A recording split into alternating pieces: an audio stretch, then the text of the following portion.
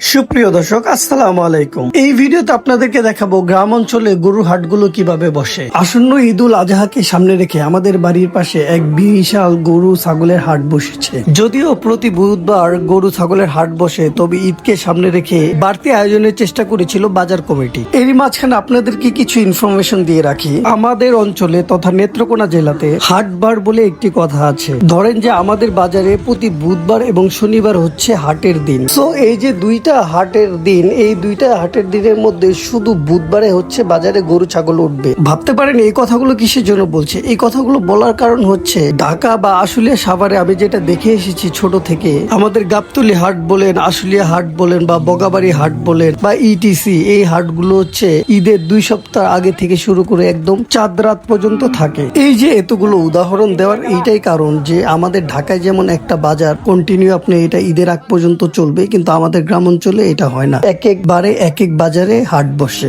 ঈদের আগে আমাদের বাজারে আরো যেহেতু 2টা হাটবার পড়বে, যার ফলে আশানুরূপ ক্রেতা এবং বিক্রেতা লক্ষ্য করা যায়নি।